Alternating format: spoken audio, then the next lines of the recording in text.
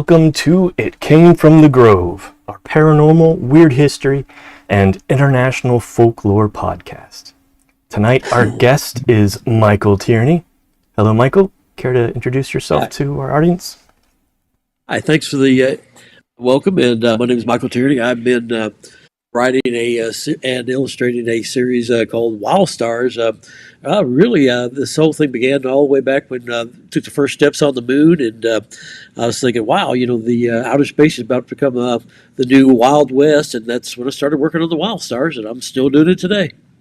Very cool. And I'm Wistmoor, VTuber Druid, fairy researcher, strange news hunter, illustrator of wonders, and not allowed inside any Wendy's.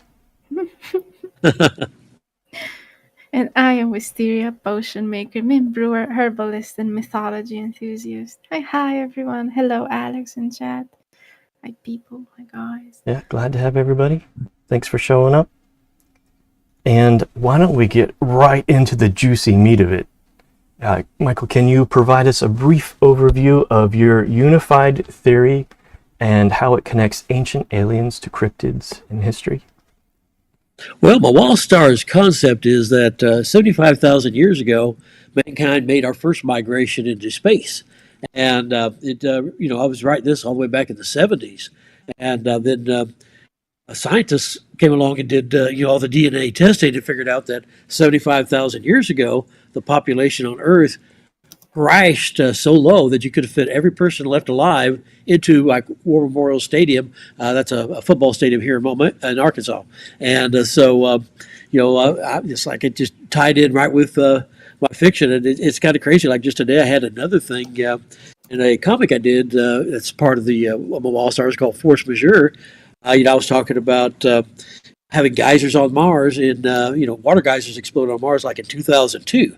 Well, then 10 years later, they did a Mars rover that took pictures of some geysers exploding on Mars in almost the exact same patterns as what was on the cover. Wow. And then just today, I saw on the news on Science Daily that they figured out where they had a Mars quake, and at first they were thinking, well, an asteroid must have hit, and they're like, wow, they've got tectonic ocean, there's tectonic activity on Mars, which that was another part of my story. So that part took 20 some years to become reality. So I've had a lot, and that's just a couple of things out of many different things where my stories have kind of predicted the future. And it's a very multi-genre type of story because my Wild Stars, it's you've got a past history, a current history, a future history.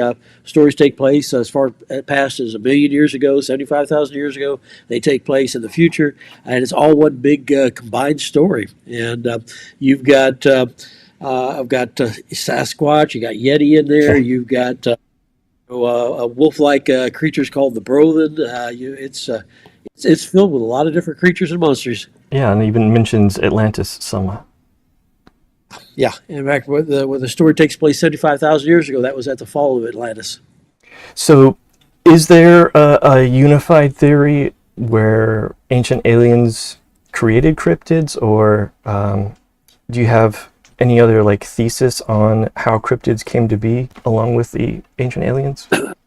Well, most of my theory, in the Wild Stars is that, all the stories of UFOs and things like that, that's just cousins coming back for a visit. That's our relatives. And, that we are the guys who, ancient relatives who went out into space the first time. And a lot of the cryptids are just, creatures either from other planets that we just, don't realize, what they are.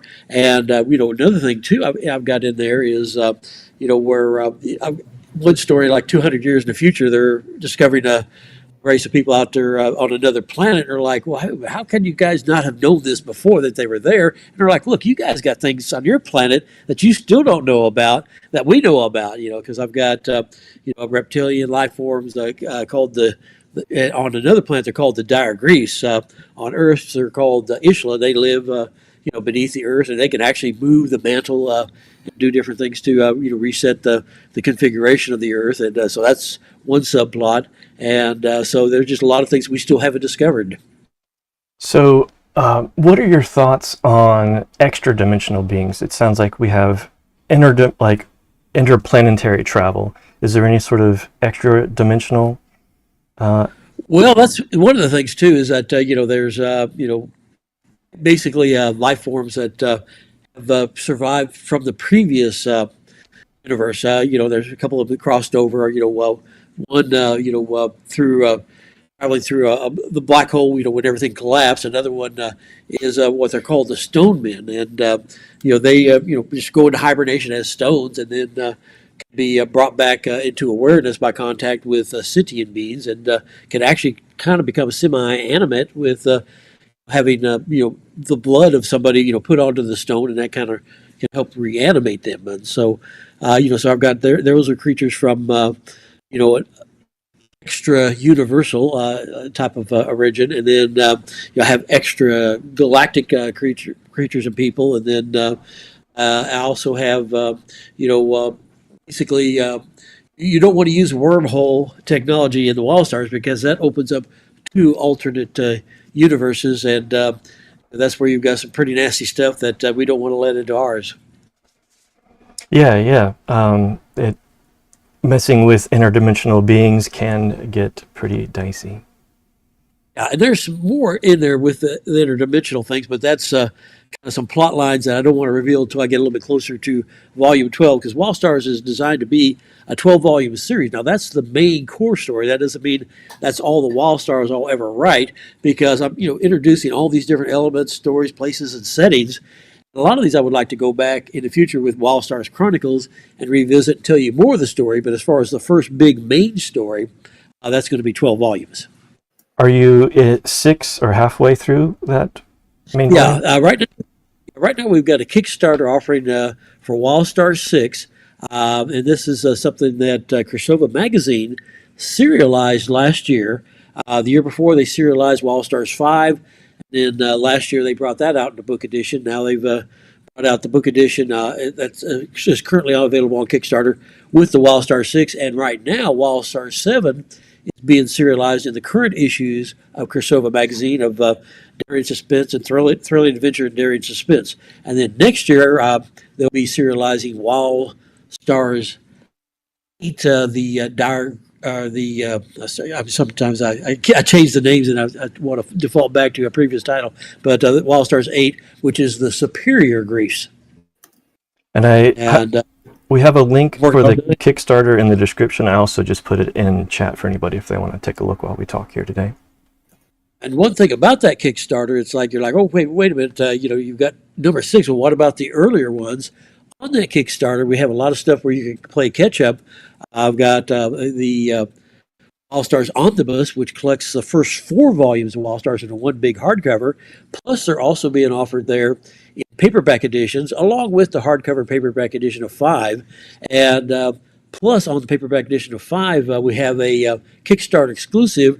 It was sold out, but what happened was I was a book retailer for 40 years. I still am, but I stopped being brick and mortar stores. After 40 years, I closed my Little Rock location, my North Little Rock location, during the pandemic, because I had 5,500 square foot of retail space, and right then I just would have been hemorrhaging money. I probably lost a minimum of $100,000 if I tried to keep those open, through 2001 through 2022 before things started getting back to normal. And so I just converted over to being a mail order and also an online store through eBay. Now that also another thing that kind of freaked me up was it gave me time to do some writing, because what happened was when the pandemic was first hitting, I saw it coming. So I thought, well, I'm about to have some free time. I won't be needed in my store so much. And I'd take it on contracts. Of course, I was already contracted with Cryptids to be doing a Wall Stars novel every year. And then I also took on another contract. Back in 2018, I wrote a 4-volume Edgar Rice Burroughs 100-year art chronology. And then in 2020, I went ahead and contracted to do a Robert E. Howard 100-year art chronology. And so here I had all these contracts to do like 6 books in the next 2 years. And then all of a sudden, all my employees, when I'm a distributor who was the main distributor for the comic book industry, said, we're shutting it all down. All my employees got panicked. They took other jobs. So all of a sudden there I was sitting, 2 retail stores in 2 cities. I live in a third, and no help. I had all these contracts for all these books to write. So that was another kind of impetus to make a career change and start focusing on the writing. And so, yeah, what you're showing on the screen, that's the original Wild Stars comic from 2001, 2002. I'd done some in the 1980s, 84 and 88. I did a volume 1 and a volume 2. And then I finished up the big volume 1 story with the ones that you're seeing there on the screen. Right below there, you see Wild Stars 2. That incorporates my Force Majeure, that comic that I was talking about earlier, which is also has a lot of artwork that did not get published previously. That all wraps around I think it was 75, 80 something thousand word novel. And it's just kind of wild how many things that I had in that story that ended up happening later. It's like right there, you see to the right, there's the geyser pattern of the Oh yeah, yeah. Kind of similar. And then over to the left, I can't say that word. It's a Hawaiian name, and it's got so many consonants in it. But in my story, I had this thing called a Marzanti spike, which was a way that an interstellar species would do their planet bioengineering by putting their genetic material on these things and just crashing them as a spike into the oceans of other worlds, and then genetically rewriting the life there into their format. And then so a few years later, this thing comes through our solar system. We're like, wow, that was just like right out of that novel. Are there any other things that have sort of crossed over into reality? Well, there's from the story? There's a lot of things in there. Let's see, if you want to go back the main page and then scroll down a little bit further. Now there's the Wild Stars 3 that Crossover published the first edition, and those all sold out. But I did, when I closed my stores, I kind of got sidetracked while I was on my point I was trying to make. When I closed my stores, I had some extra inventory of these sold out books that you can also buy on that Kickstarter right now. If you keep going down a little bit further, we get to Wild Stars 5. So you'll see there's my 35th anniversary. Crossover reissued all the earlier ones. There's the art for the omnibus. There's a role-playing game I wrote for my Wild Stars. All right, now see that artomic.com there at the bottom? That's a web page I made for the bad guys. And then there I have, this is kind of like written from the viewpoint that this is the bad guys corporation talking, and they're like, hey, look at all these things that this guy predicted. So, we're not going to try to shut them down for talking bad about us because we want to find out what's happening next. And so that page, I talk about a lot of the different predictions that happened in my stories that actually ended up happening in real life. Some other wild stuff is like when I originally wrote my Wild Stars 6, that's is currently on the Kickstarter. I originally wrote that back in 1977-78. Because like I said, I've been writing on these Wild Stars. My first story was actually published in 1972. And I've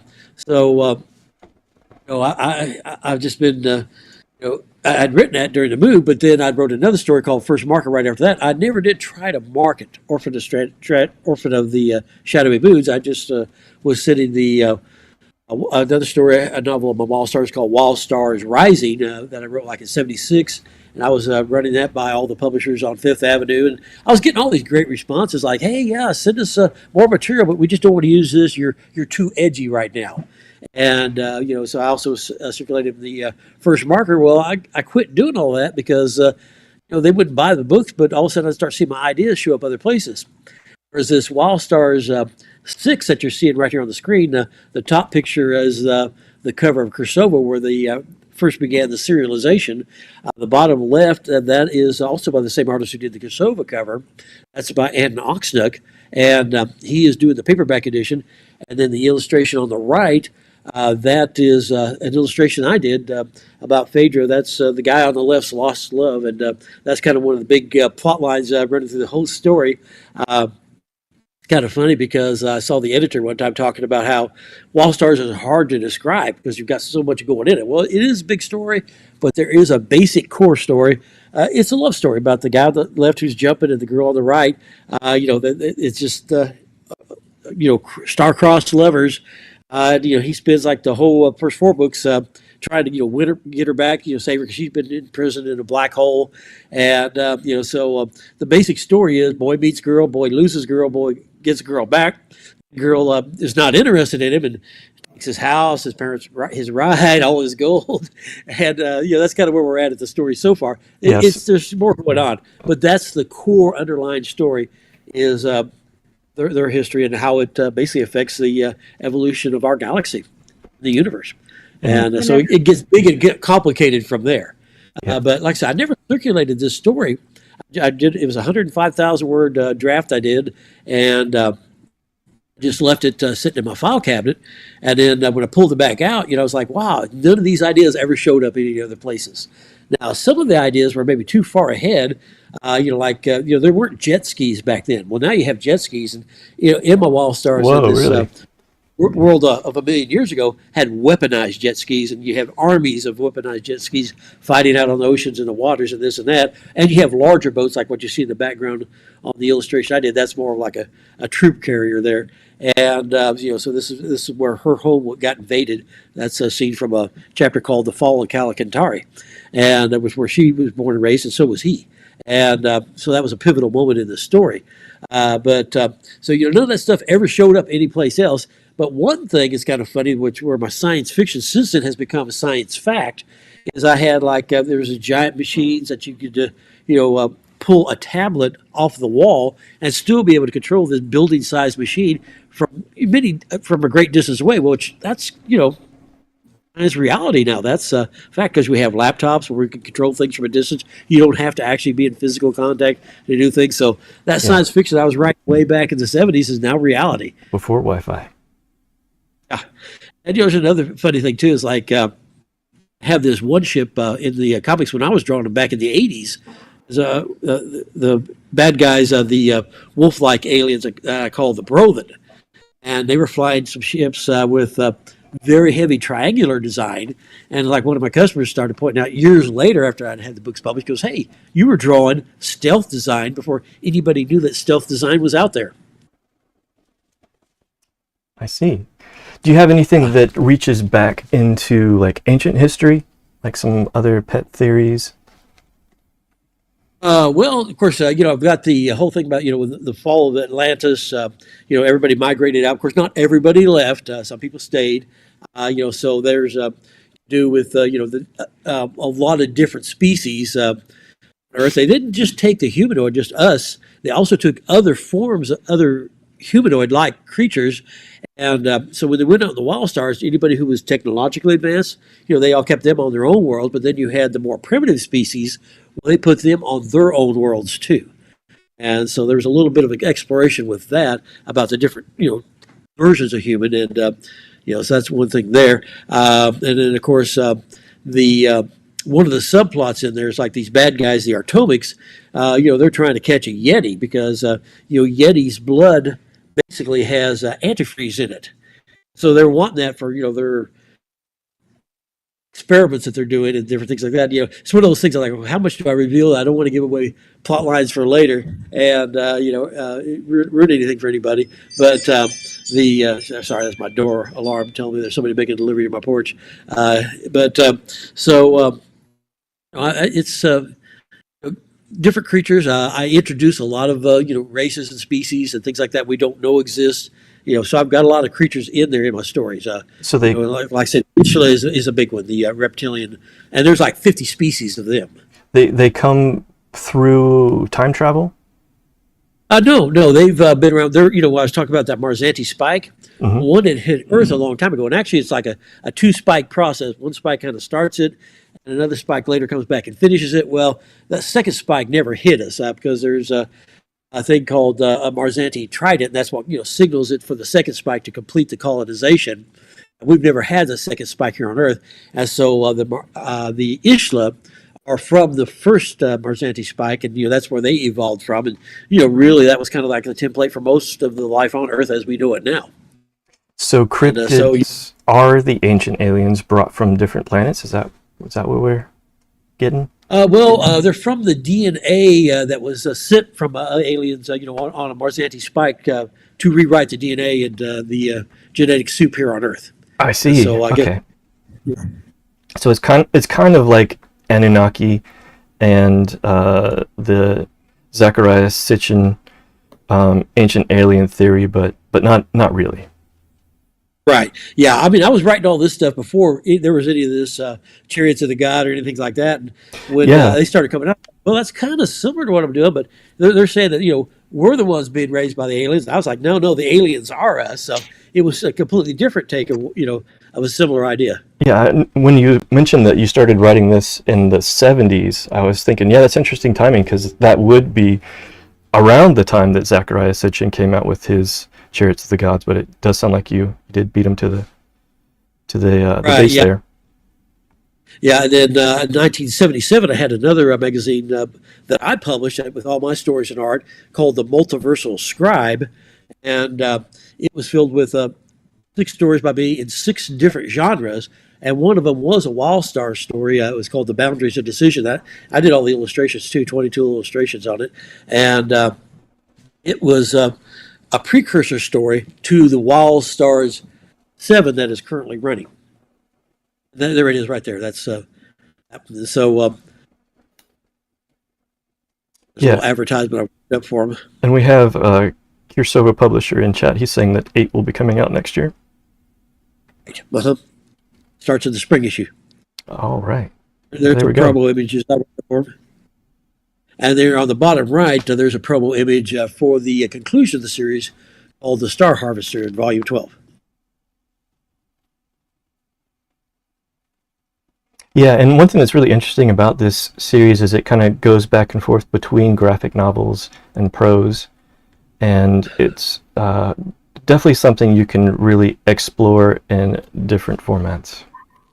Right. The reason I called the first volume the Book of Circles is because it's such a thick story. It's so multi-layered that everybody, when I first was publishing, everybody's like, man, I'll go through, I'll read it all. And then I go back and read again. I get a whole other story because I'm seeing these other things I didn't recognize what was going on before. And so that's why I called it the Book of Circles when I put it as a graphic novel. And then, again, I did another version of it later called the Book of Circles Recalibrated because the first version I was using my artwork from Wildstar's portfolio I did back in the 80s and used that, kind of as a preface there. And I hired the artist who did the majority of the art of the comics and had him redraw all that to kind of give it a more consistent look. That way you're getting a main taste of what the majority of the book will look like right at the front instead of having to read about 2/5 of the way in before you get to the majority of what it looks like. I illustrated it. Oh, go ahead. I do have a clip here that talks about us having DNA created by or edited by aliens.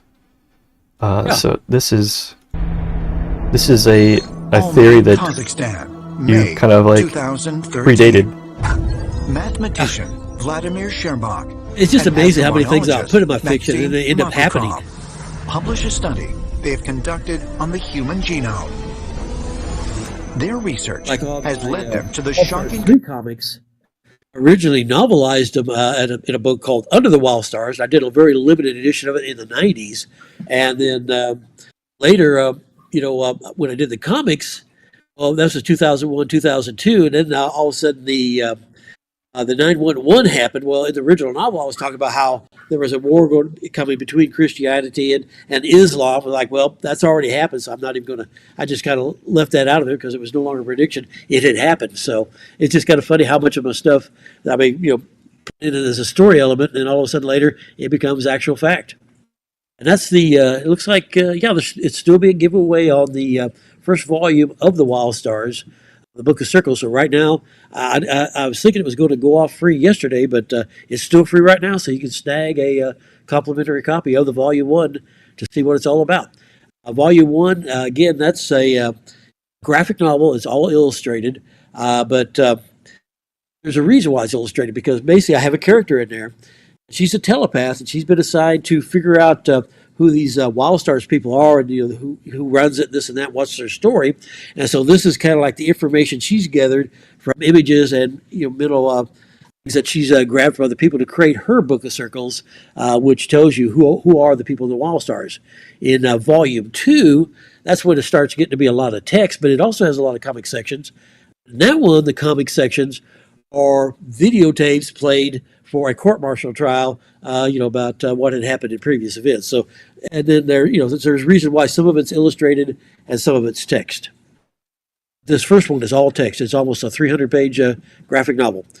If you scroll down a little bit here, on the Wildstar or the book one? On that page there, and I was just going to show them. Still ranked number 1. Yeah, fantasy. we were talking earlier about how it was ranked number one in science fiction there for a while, number four in time travel.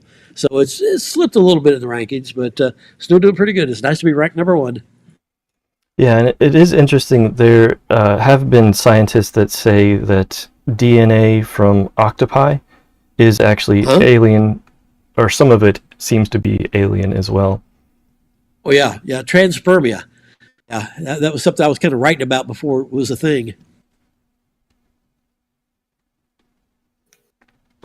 So that means that we are half octopi. They may be a different set of aliens than what we are. So, do you have any sort of treatment for like the ancient gods and their effect, or is that like touched on at all as characters? Well, basically, yeah, the ancient gods are the Wild Stars characters because, like, if you were a primitive man and like there's had a place, New Atlantis. It was one of the worlds that they moved to, and they just called it New Atlantis. And so you had what inspired the Greek cities. What was that big monument there they had in Greece that they built up on the big old rock? Parthenon? I know it. Yeah, the Parthenon. Well, basically, they had buildings like the Parthenon. So you take some people from Greece there, they see it like, oh, so they're trying to rebuild New Atlantis in ancient Greece. So obviously they've had encounters, and with our species, they've come back for visits, so they've stayed in contact, and that's where all the legends of the space gods come from. Yeah, I have my own pet theory about Zeus, where he's sort of presented as a womanizer, but what if that was just a myth misinterpreted, and he was actually like a gene splicing Dr. Frankenstein making children? Yeah, I say now the Wild Star is probably the ancient warrior. That's the star-crossed lover. I was talking about the guy jumping with the sword. He would probably be the inspiration for Zeus in ancient mythologies, and so and then of course one of the plot lines is that he's immortal, and his first generation of children are immortal, but that it doesn't go beyond that. But then if you get two first-generation immortals, they can create another immortal who can create a mortal, but then boom, that's it. You can only go one generation beyond the two natural immortals of the basic line there. And so, but when you're immortal, sometimes people go crazy, so sometimes he's actually had to put down some of his own children, so that was something that gave him a lot of mental issues that he kind of withdrew there for a while because like that'd be a pretty tough thing to have to put down your own children there just to save everybody else. Yeah, and this even predates the texts found that were like biblical apocryphal texts that were like the Testament of Philip, and I forget what others, but they talked about archons.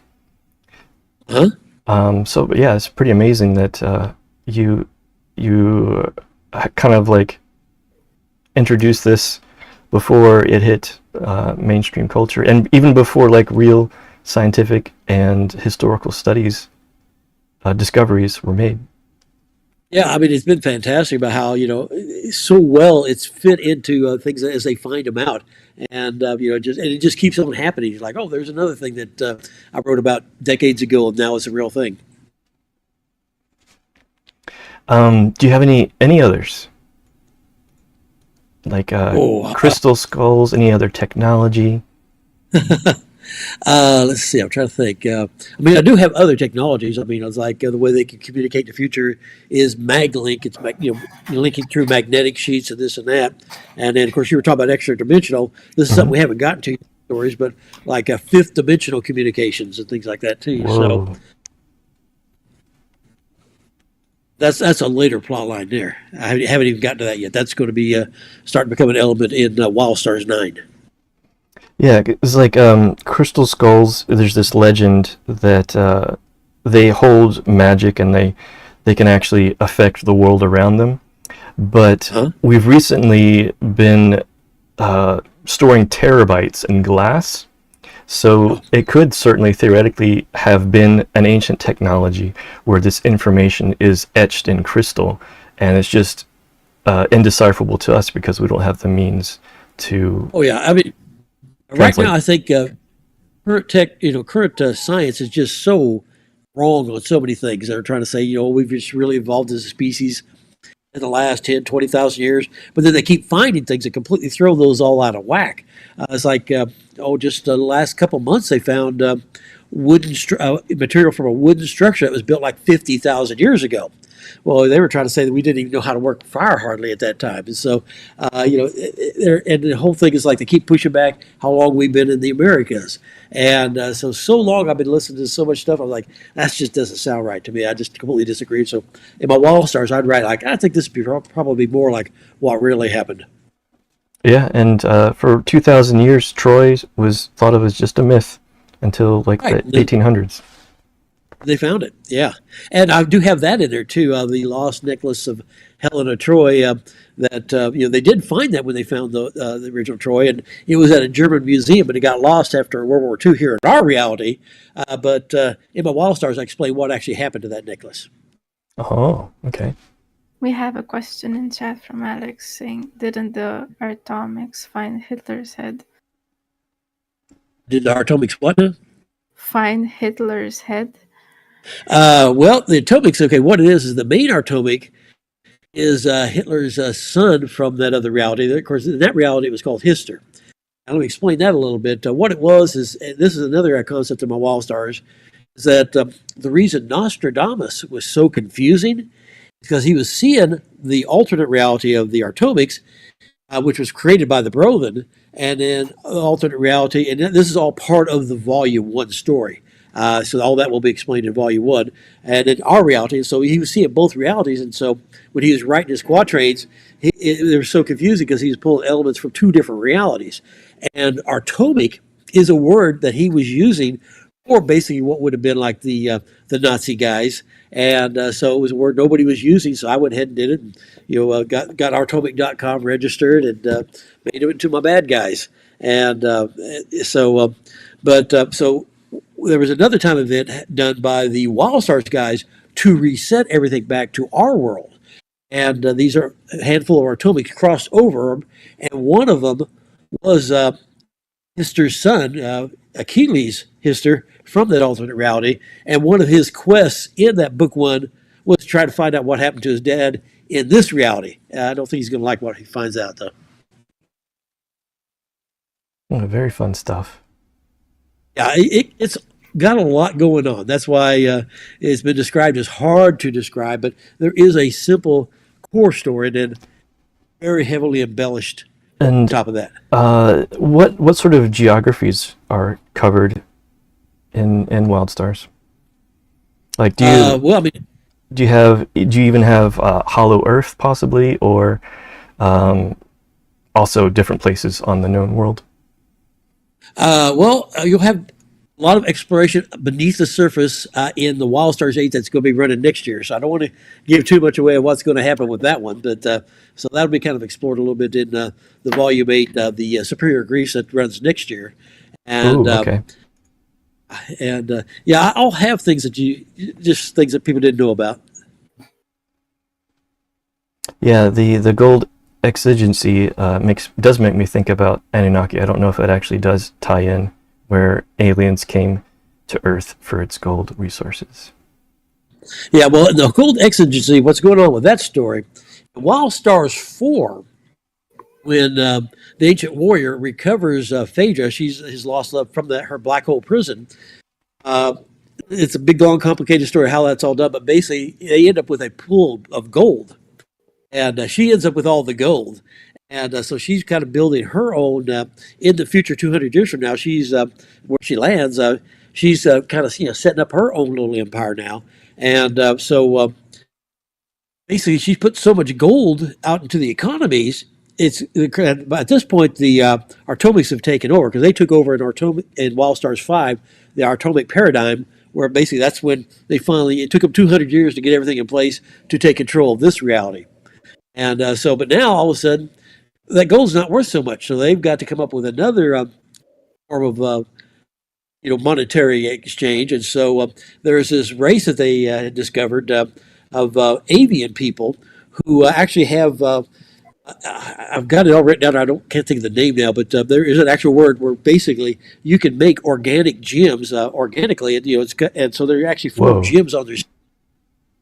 And so they're wanting to harvest the gems off these people's skins. Basically, they're slaughtering an entire civilization with money, and then they'll have it completely cornered because there won't be any more of them if they wipe them out. And so that's the goal. Exigency is basically they're doing genocide on a race, monetary gain. And this guy on the front, they're taking on the Black Star Reaver. That's a guy by the name of Conrock, and he was the one from Boundaries of Decision, kind of stopping that the first time it happened. And so that's been a plot line. We lost him for a second.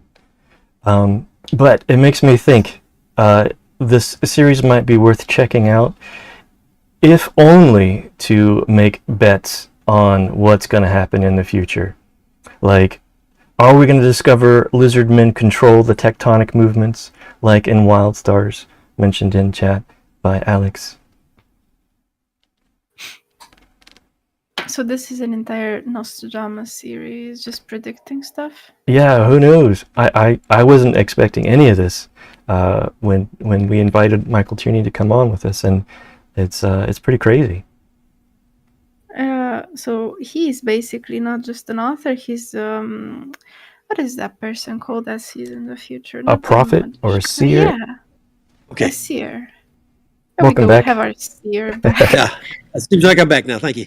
Good. Just disappeared there for a while.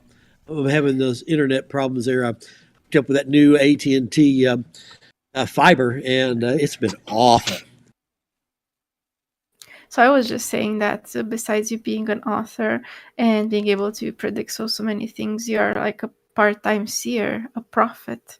Yeah, it seems like it sometimes. And, it's kind of funny because when this whole thing happened with the pandemic, I'm on the city council where I live. And I was sending the mayor emails like, hey, this is before China was even acknowledging it was a problem. Going, hey, this thing's coming from China. I think this is going to be something bad. He didn't even reply back. I'm sorry. He's like, he's worried about nothing. And then so when it hit, that's why I was able to react so fast and, got out before all the other stores started collapsing. It's like when I went to close my stores, the guy I sold most of my inventory to told me, he said, if you'd sold me that stuff 2 weeks later, I wouldn't have paid you half that because all the stores started collapsing then. So sometimes it kind of helps to stay on the front end of events. Mm-hmm. Alex in chat says prognosticator, and I read that as a procrastinator at first. So with all of these predictions that have come out of the series, do you think there are any implications on our world from these predictions? Well, I'm an optimist for our future. Of course, that's optimistic futures don't make for good fiction, though. So you kind of focus on the strife and this and that. It's like on my original Wild Stars novel, the one that I talked about in the '90s. I was also talking about how there would be like a genetic war, where the people would be, doing a targeted, basically the pandemic virus. But then I kind of took that other story. I was like, oh, that's just too dark. I don't want to put that story in there. And then it actually did happen. So that was one I actually cut out when it came time to do the comics. And I guess that might have been like the too edgy stuff from earlier? Maybe it was, that people would target certain groups of people, but with a genetically designed, virus or whatever, bacteria. Yeah. It's tough because you're trying to make fun, exciting fiction, but if it comes true, it hits a little too close to home. Sometimes it does, yeah. And people want to escape. They don't want to be reminded of the world around them. Yeah, but even if you're right, there's this line between creativity and conspiracy. Then when it happens, you just get to cross it and you start becoming like from a fantasy author, you become like a conspiracy author. Yeah, and like how all those old science fiction novels are actually coming true as well, too. Well, yeah.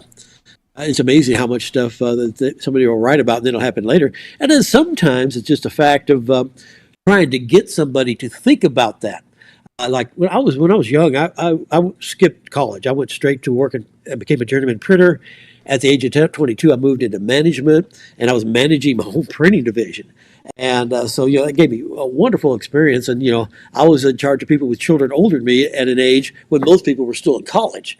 And so I've had a lot of great experience and things like that. And I've been on the city council where I live. And so, I was glad I was there because when the pandemic hit, everybody's like, oh, don't let people even walk down the street unless they got a mask on. I was like, no, that's going too far. It's like, if there's a business, they want you to wear a mask.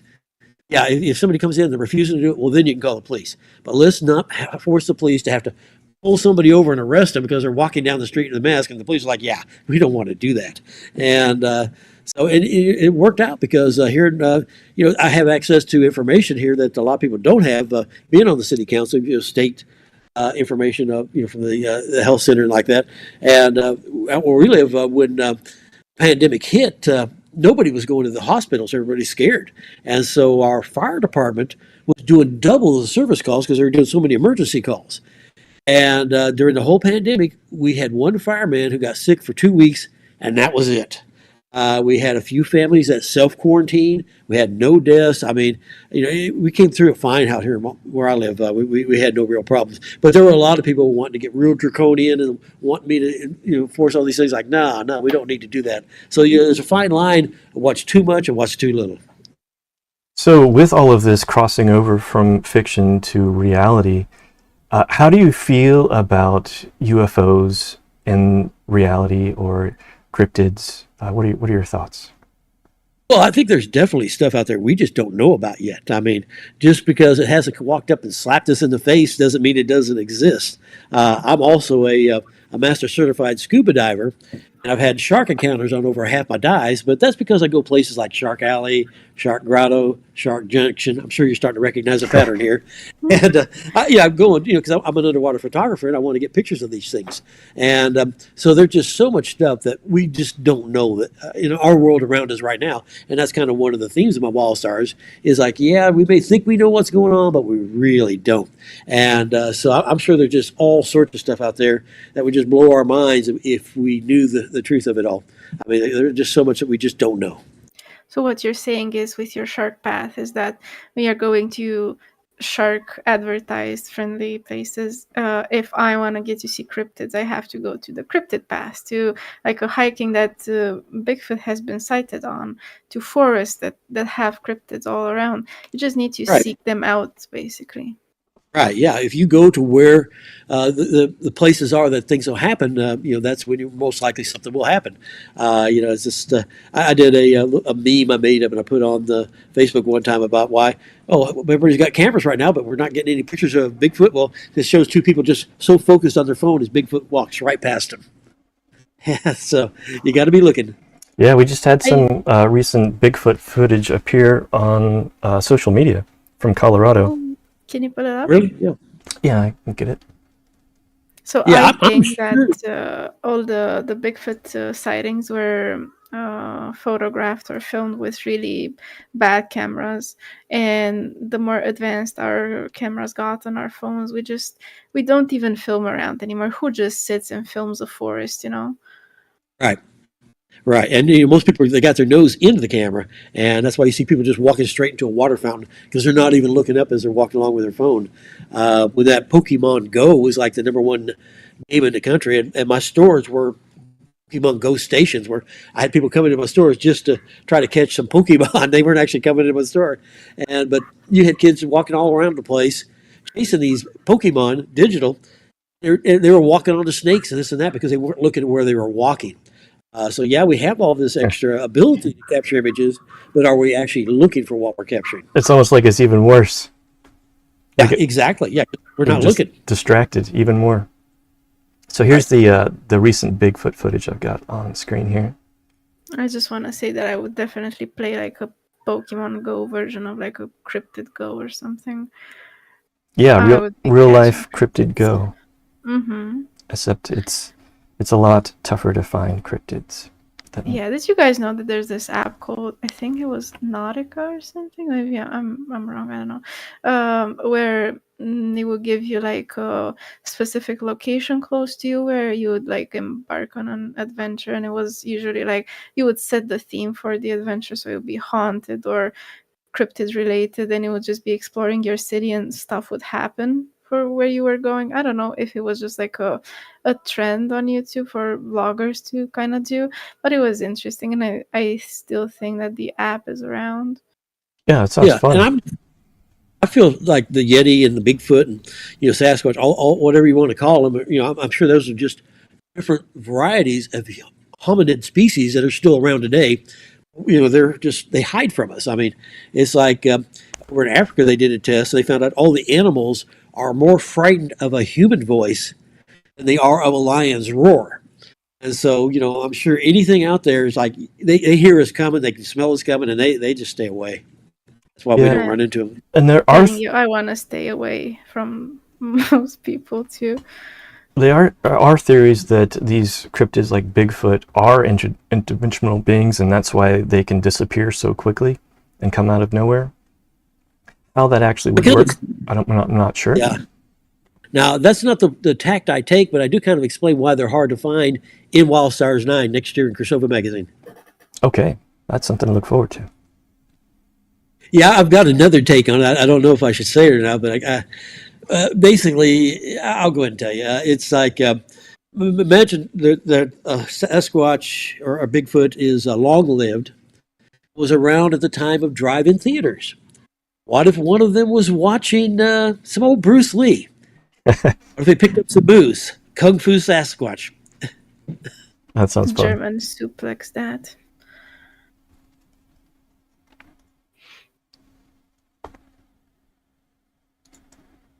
We have a blessed child in chat. Hello, how you doing? Glad to have you, blessed child. Have we had any more questions from chat? No, we just had Alexander say semi-hollow Earth. Lizardmen control the tectonic movers. Yeah, we talked about it. I was trying to imagine if you had like those globes or maps that would show the entire universe of the wild stars and how it will look since it's like a semi-hollow Earth and it will like cave in on itself. It would be like a wild thing to see in 3D. Now, one thing you talked about how my Wild Stars is big and got a lot going on. In the Wild Stars Volume 4, and which is also included in the omnibus hardcover, I do have what I call the Wild Stars navigational chart, where I give you all the different characters, all the different peoples, races, places, things. So you've got something. If you ever get lost, you can go back and reference. Say, okay, this is who this is. This is what was going on. This is how it all connects.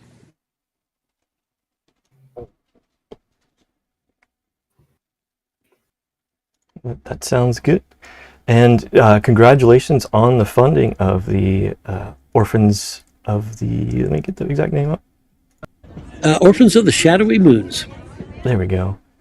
And looks like you're going for just the add-ons now.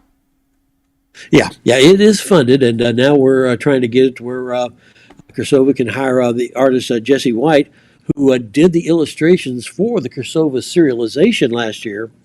All those illustrations will be in the books, but we'd also like to have him draw some more. And so that's the next levels we're shooting for, to get two more, 2 different levels for a total of 4. Yeah, we've got the jet ski art here. Yeah, that one's mine. That's one of my illustrations I did. Oh, really? Yeah, that image there, that I did that back in 1978. I told you about how I wrote that in 77, 78. And I'd done in 77 this magazine called The Multiversal Scribe. You'll see that down there on the screen. I'm not getting the image right now, so let's see. Click a button. Okay, now I've got this picture back. But okay. That's his art right there. Like, those are giant statues, and this is where they find the baby that will later become the ancient warrior. So that's like the main character as an infant in those giant statue hands that's being discovered. And yes, so now I just lost my train of thought when I lost my image there for a while. That's okay.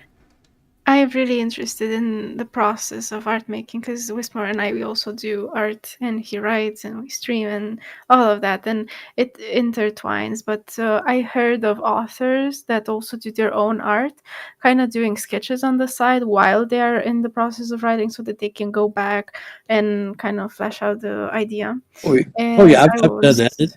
Yeah, I was thinking, like, what's your process? Yeah, I'm a wall stars like those covers.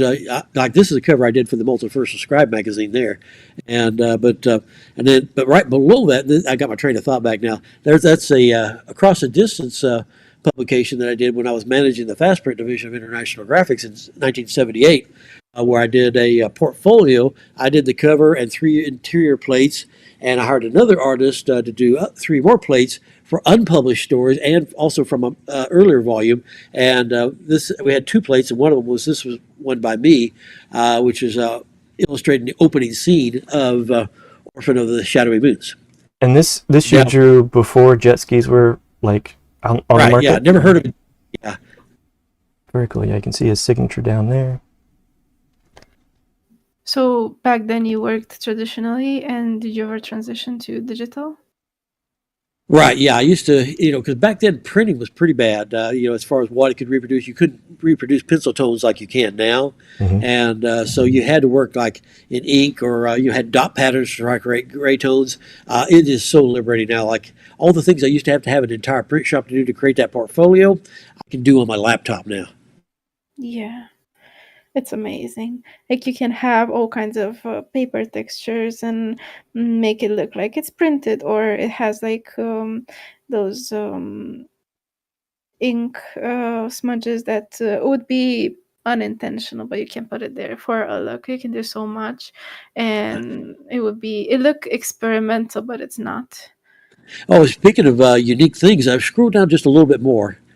And I think it was down here. Yeah, okay. Right there. You see the one with on the right of the Wild Stars book?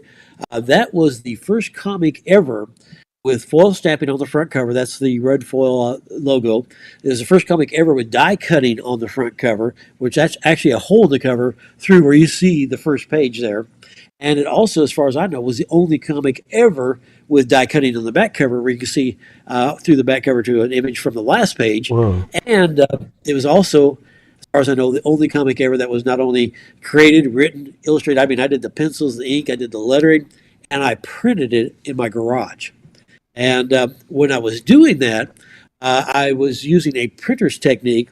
There's this one scene where I've got a mountain in the background, and I used my printer, a little wash technique on the plate to wash the mountain out in the background. So each individual copy of that, there's, I think, it was 1,500, 2,000, something like that I made. And each one will be a little bit different from the other. So each one is like an individual art print. Because it's if the mountain is just solid in the background, you got it towards the start of the print run. The more faded it is, the more from the later print run it is. So I made each one like a unique art print. Nobody's ever done anything like that. That's that printer background come into play. Yeah, so it really helped you with getting this comic out into the wild. Yeah, it had the skills to be able to do it myself. What was the... I just wanted to say you have the level of DIY that I'm aspiring to have. Yeah, I'm very curious about this 1977 zine. Okay. Could you tell us more about that? Right. The Multiversal Scribe, what it was is that this is when I was starting to get real frustrated with the submission system of Fifth Avenue. You didn't get a Fifth Avenue publisher to pick you up. You just couldn't get published back then because this was a world before you had things like Amazon and Kickstarters and things like that. So what it is, I said, I'm just going to do it myself. I've got these stories I like. So there were 6 stories in 6 different genres. I did all the illustrations for them and even my own typography because there wasn't any kind of form of fancy type back then. So I even did my own calligraphy in them, and same thing on the cover there. That's my calligraphy on the cover, and I used different forms on every story. And when you open it up, the very first image, once you get past the table of contents, the first page is described on the table of content as a visual editorial on the waste of contemplation. And what it is, it's just a weird picture. But I've had people look at it and say, oh, I see this, I see that in it. And it's just a weird picture. You're just wasting your time thinking about it. The next story after that was a what they call a colloquy. A colloquy is nobody writes it anymore. Basically, a colloquy is generally the young man asking the old wise man for, enlighten me. Well, I reversed the rules, and I had the old man asking the young man, to be enlightened. And the very last story ends, and the last image with the story is actually the conclusion of the story. So I was always trying to do push the envelope and do different, unique things. Do you have any advice for independent comic creators trying to break into markets now? Well, right now it's probably the easiest it's ever been. I mean, you've got short run printers. You don't have to spend a minimum of $5,000 to get a book printed because in printing the traditional way, the setup was all the expense, and after that it was just the paper cost, and that wasn't much at all. Just you kept the press on a little bit longer, and so you can get comics made now cheaper than you ever have. You've got all the pre-press stuff that you can do on your own computer now, so the opportunities is there. The bad thing is the comic industry itself is a wreck. Diamond, when they got to be a monopolized distributor. I mean, I like Steve Jeppy. I'm on his board of advisors for the Overstreet Price Guide, but he retired and he put another guy in charge, and that guy ran his company into the ground. Well, Steve's back now, but it's all falling apart on him. Marvel's left, DC's left, and now Image has left them, and so all these different people. He went from having 100% of the comic market to only like 20%.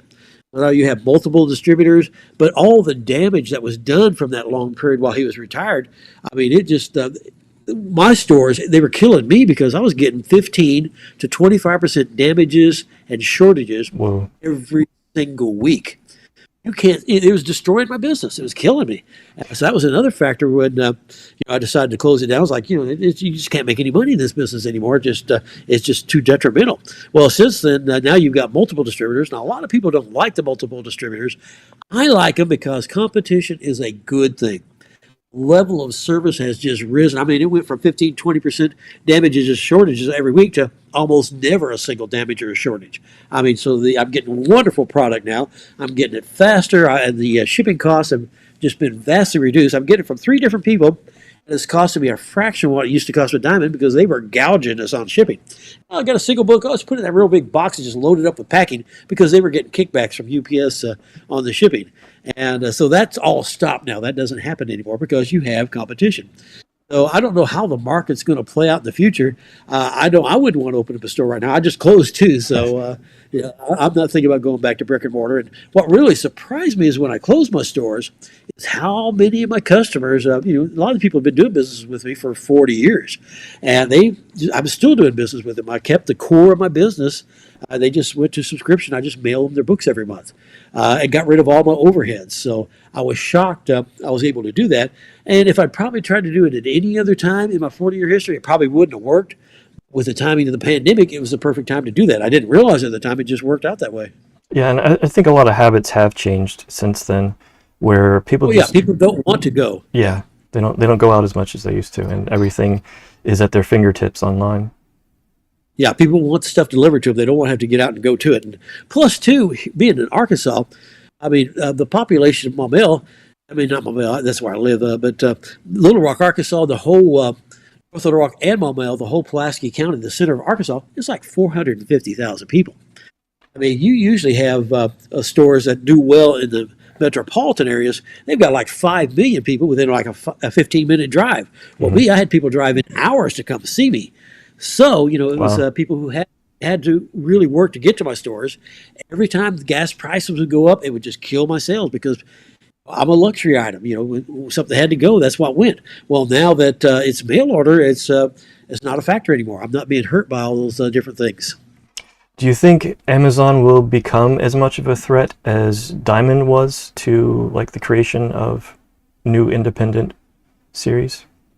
They were. I mean, Amazon used to be a demon because I had people come in and they would use me as a showroom, and they'd do their shopping and then go buy it on Amazon because Amazon back then was not charging sales tax. I had to charge sales tax.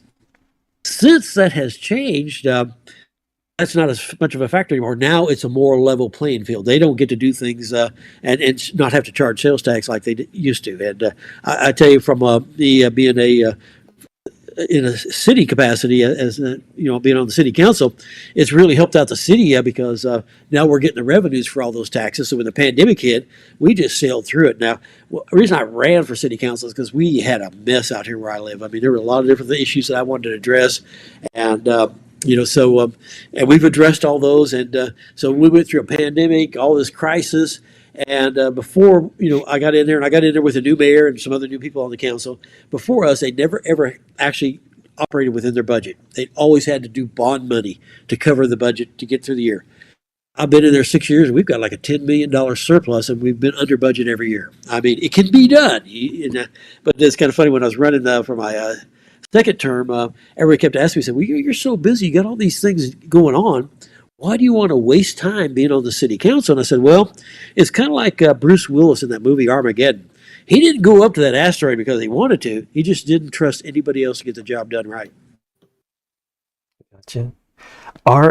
Just to build hype for the Kickstarter, what sort of cryptids and strange creatures can people expect to appear in this new volume? Well, in the new volume, I was going to say in Wilstars, just about everything is there. I mean, it's so multi-genre. I mean, I've got monsters that you've never heard of before, or creatures and things that maybe you just heard legends of. Let's see. So in this one, though, the Orphan of the Shadowy Moon. This one, you're going to have shape-shifting. You're going to have kind of like a precursor to what became the Brothen later. Let's see. You're going to have it's a lot of it takes place on another world. A world a million years ago that no longer exists now, and it's not really taking a whole. That one does take place on Earth, like most of the series does. It's kind of an origin story. Yeah, and it doesn't sound like you're doing research to come up with these ideas, because the ideas are kind of being shown fruit in scientific studies after you already publish it. But yeah, I know. I'll make something up, and they'll say, "Hey, that's real." Yeah. So where do you get these ideas from? Sometimes I'll just have them in dreams. I'll wake up, I'm like, "Oh, I dream in panoramic cinemascope," and and it's one of those things when I'm writing it, it's almost like the characters are like start talking to me. No, that's not what I said. Here's what I would have said. Or, hey, change this over here. It's almost like you see the movie playing out in your head. That's why when I was having artists illustrate me, I sent them scripts that. Have you ever heard of a writer by the name of Alan Moore? Yeah, he's a comic book writer. He wrote Watchmen and things like that, V for Vendetta. Well, he's always been known as being a very detail-oriented writer in his scripts. Well, my artists were always telling me, like, you make Alan Moore look lazy. I mean, because I would describe the whole 360 around. I said, look, just because I describe the whole 360 of the setting isn't because I want that all shown, because it can't be all shown. But in case, I'll make a suggestion of a camera angle. But if you want to switch the angle somewhere else, I'm letting you know what's in from that other angle. And so I'll describe the whole setting to them, and send them my sketches. It's like if you want to go back to my Wallstars page. Yeah. I'll show you a little bit on that. Yeah, and Alan Moore did get very into his creations, almost like occult magic for him. Scroll upwards. And look for over here on the left-hand side. You'll see Wallstars production notes. He went past it. You'll see like a little printing press. Yeah, a little bit lower. Production notes. See that printing press? Whoa, those are your. That's what you made the originals with. That's what I drew. That's actually the board I drew the very first issue on. Yeah, back then when I was working in printing, I also was doing a little work as a commercial artist. Because the salesman would come in. Hey, we got this guy. We're going to do these electric bills. Like, we need some artwork for it, or this and that. We need this place drawn. And then later, I graduated to the bigger board. And then here's there's a where I was printing for the old type of process. That's where you had to lay out things, what you call pagination, being shot on a printing press, so that way everything kind of fell into place. That's why you have pages out of order, left to right. There's that Under the Wallstars book where I was talking about a lot of the predictions. I didn't even bother putting it in the comics because they'd already come true. Then there's an article there when I was printing the first volume of the #1, but you go down a little bit lower, and now you start seeing a lot of the artwork that I was sending the artist, my sketches and like that, and designs and layouts. Oh, wow. What people look like, characters look like, things like that. Yeah, I see what you mean by being detailed. Okay, because you've actually, it's more than just words.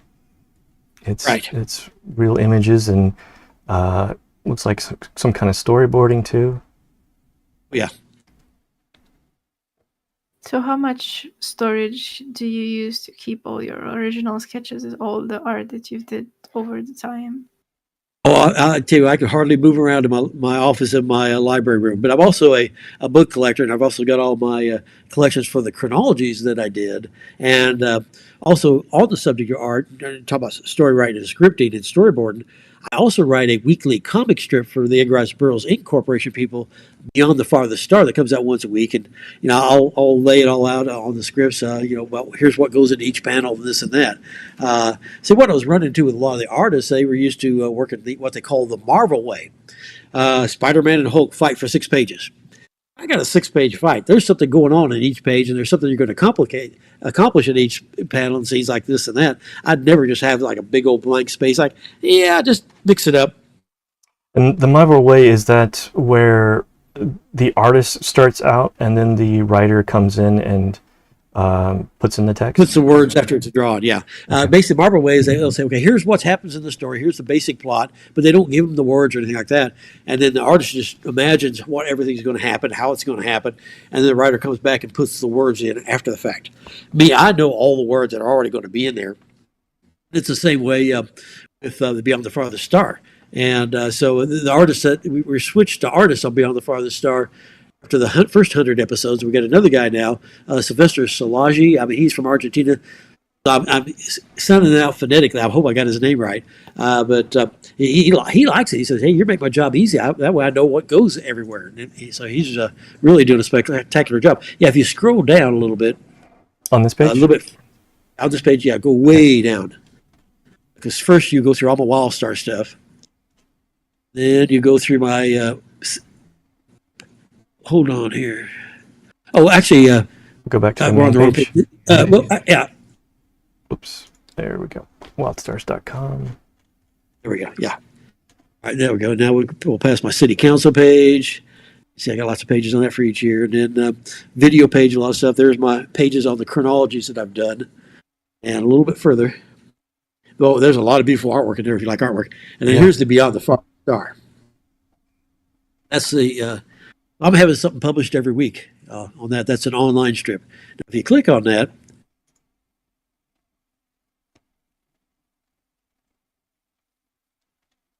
it's taking a little while. That first image is kind of a big one. It takes a little while. There we go. So that's the Sylvester. Sylvester, he's doing a great job. And so that's just kind of a little, pulled a panel out of the story, kind of make it into an advertisement. Then if you kind of scroll down further, talk about the original story there. There's our pictures. There's a little promo ad I worked with the original artist's work. I used to do the coloring for the first hundreds. And there's like this week's page that just went live today. That's just a piece of artwork I pulled out as a teaser. And then there's a link below that is the link to read all the teasers for the current one. And then there's the teasers for the year before that. And then the teasers for the 2 years before that. And See, what medium do you use for coloring? I use Photoshop. No, but when you did the traditional? Well, originally, a long time ago, I used to actually do oil painting, and I toyed around with acrylics, but I never did do a whole lot on the color work. I was mainly just doing pencils and ink. Then when all of a sudden Photoshop came along, I started doing computer coloring, and I just loved it. Did I see in there that your wife had some paintings in the book one? Actually, that was my late mother. If you want to go back there, I can show you some really killer stuff, though. Actually, go back to the main page. And go back up, kind of closer to the top.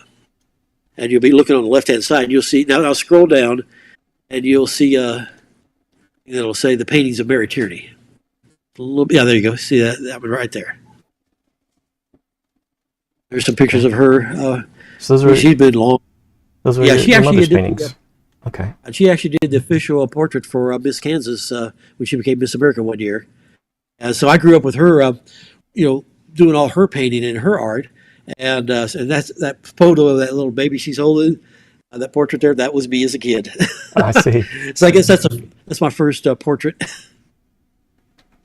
So I just used, she had all these wonderful images, and so I just used them as background. Like this one you see right there with the old mill next to the river. I actually made that a location in the story. And so when you go through volume one, you'll be like, hey, there it is.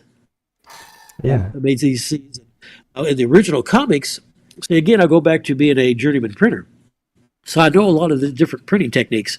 And there's a technique we call work and turn, where basically what you do is you got two covers on a page. One cover is the outer cover, and the other cover is the interior cover. So without having to spend any extra money other than just the plates, I just had color on the inside covers. What you do is you run it through the press, and then you just take the paper, flip it over, and print it the other way. Well, then all of a sudden the inside covers on the on the inside of the cupboard, and the covers on the other one that had the inside. So you can do a printed color on the front and the back of the page without spending any extra money. Just a little technique I do as a printer. So I had an opportunity to print all these beautiful color illustrations as a background color for my stories. Great. And to wrap up today's show, do you have anything, closing selling points for the newest Kickstarter? The newest Kickstarter. Well, it's basically, if you want an adventure, I have a big ongoing story. But you don't have to be intimidated by that, because I try to do each individual story where you get a beginning, a middle, and an end to every one. Now, that Book of Circles, the first one, I'll kind of give you some pieces on that you would never pick up on your own. It's written in the form of a football game. It starts out with a pregame talk. It actually begins with whistle, ends with a shot fired by a man wearing a striped shirt, and then it goes into a brief sudden death overtime. I'm doing all these different little subliminal things that nobody would ever pick up. There's other stuff beyond that, but the Wild Stars is very multi-layered. It will reward you for your effort to go through and experience all the different things that it has, so it's not what you would call an easy read, because there's a lot going on. Characters will return, but one reviewer said something I really liked about it, and he said, by the middle of the story, the reader will be convinced that he's on a runaway literary freight train that is constantly laying fresh track down in front. When you get to the end, it's like the end of a Sherlock Holmes mystery, where all of a sudden it's all so simple. Yeah, and Alex says that everything is available. Orphan of the Shadowy Moon is a great jumping on point because it is chronologically the very first story in the sequence, if you disregard it. Just wasn't time to tell it until now. Oh, okay. So, it's like you start out, you have mysteries. Well, you resolve those mysteries. You can't keep dangling things forever. But when those mysteries get resolved, well, they open up new mysteries, and it's constantly evolving. It's kind of like an onion. You keep taking off layers, well, there's more layers below. Well, great. If your stories have as much unexpected twists and turns as our interview today, I'm sure it'll be quite an exciting read. Well, that's what a lot of the reviewers say, is like that I'll pull the rug out from under you many times in very enjoyable ways, because once you think you know what I'm going to do, I'm going to do something different. Great. And we definitely appreciate your coming on our show. It was a lot of fun. Well, thanks. Thanks for the invitation, and I appreciate the opportunity to talk Wild Stars and all the different things around it. And thank you, everybody, for joining us here on the live stream. And we welcome any comments afterwards if you want to join in on the conversation. And we'll be keeping an eye on that. And otherwise, hope you have a good rest of your Saturday and weekend. And we'll catch everybody on the next show. Thanks again.